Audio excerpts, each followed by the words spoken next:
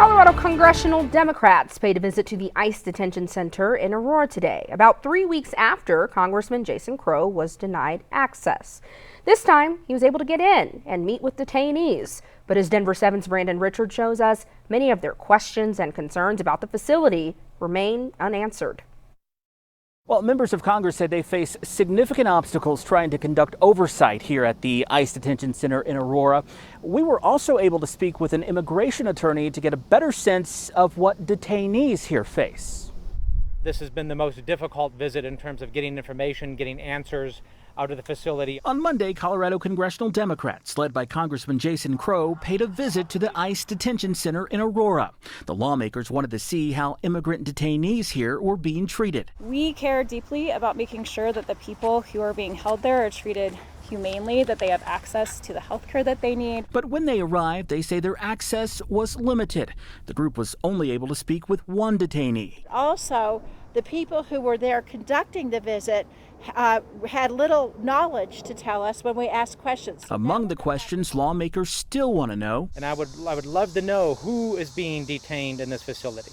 What types of people are they holding in our community? We caught up with immigration attorney Zachary Sanders outside the detention center. The government is painting them as dangerous and violent and the worst of the worst, but when you speak to them, when you meet with them, when you represent them, you realize that that's just a fabrication, that it's not true. Sanders says he's heard from detainees complaining about inadequate food, air conditioners not working, and physical fights breaking out. And when that's reported to guards, the response has been substandard, inadequate. He says some of the problems predate the current administration, but he says the climate has changed dramatically in the past 6 months. He says there's very little detainees can do since most don't have lawyers. I think part of it is affordability. Immigration law is complicated, and hiring a private attorney is expensive. It's beyond the means of a lot of people.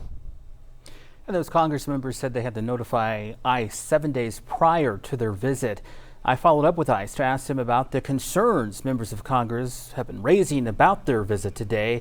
I've not yet heard back. Well, many of the questions I think the delegation is asking, the questions you just asked ICE, are questions that our viewers continue to ask every day. Brandon, I understand one of the lawmakers was able to speak with one activist who has been detained there since March. Yeah, that's right. In addition to the one detainee that all of the congressional members spoke with today, Congresswoman Vizguerra says that she was also able to meet with immigrant activist Jeanette Vizguerra. Now, Vizguerra has been detained since March 17th when she was arrested outside a Target where she worked. Vizguerra says that she gave her a copy of a private bill that she introduced in Congress last month, and Vizguerra told her that she was grateful and would keep fighting for immigrants' rights. Now, that bill, that private bill, seeks to provide Vizguerra with legal status so that she could stay in the country as her case is being processed. Now, you might be wondering, what is a private bill? Well, those are bills that help only one person or one organization rather than the population at large.